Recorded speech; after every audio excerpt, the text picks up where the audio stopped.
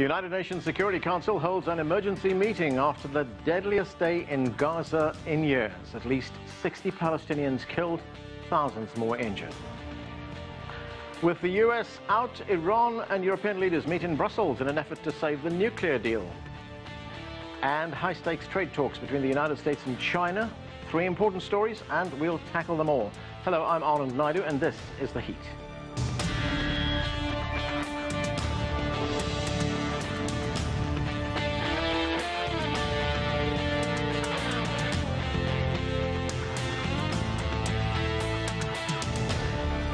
Chinese Vice Premier Liu He is now in Washington and will meet with the US delegation later this week for key trade talks.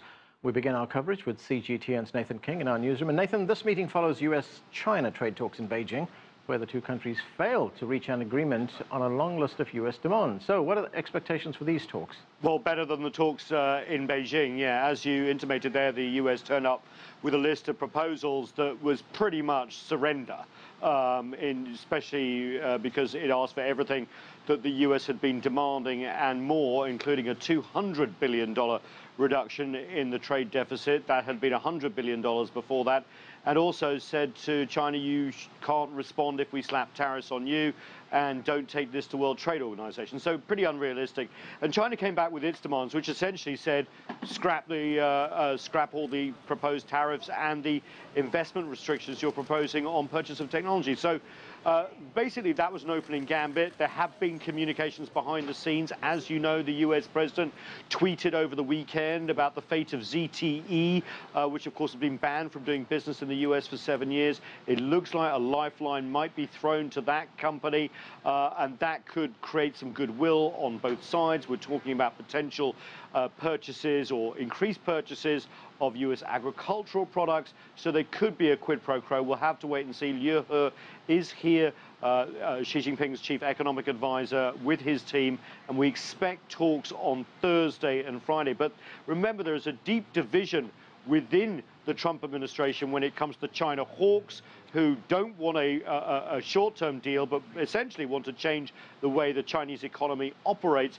And then those like the chief economic advisor, Larry Kudlow, who wouldn't mind a short-term deal and work on longer problems, difficult problems over a longer time. Let's take a listen. I know that everyone is looking for some kind of deal. The degrees of difficulty or accommodation remain to be seen. As I said before, I think it is well known that the president wants to reduce the bilateral trade gap. I think the way to do that is for China to lower barriers across the border to let us export. That'll do it. That also creates growth, better growth. Nathan, public hearings started today, Tuesday, on the Trump administration's proposed tariffs on $50 billion of Chinese goods. What's the objective of these hearings? Well, I mean, it's a long list. In fact, I was down there today, and a list of companies goes on for 5 pages, about 100 US companies, and also advisors to the Chinese government and other interested parties, giving evidence over 3 days, Anand. It was only meant to be 1 day, but they had to extend it. And basically, they're going to be explaining why they're for or against the tariffs. I sat in the room early today, and I can tell you a lot of US companies basically saying if this $50 billion worth of tariffs, $50 billion of tariffs on $50 billion worth of Chinese goods is imposed, it's going to disrupt their global supply chains and also disrupt their profit and growth. There are some others, though, who say that the tariffs will give them a level playing field. This is a sort of consultation period. Then that will end around May 22nd. And then, essentially, it's up to the US president to decide whether and when to impose these tariffs. And remember, he's also suggested another $100 billion list. So Liu He's visit and these talks at the White House and elsewhere couldn't come at a better time.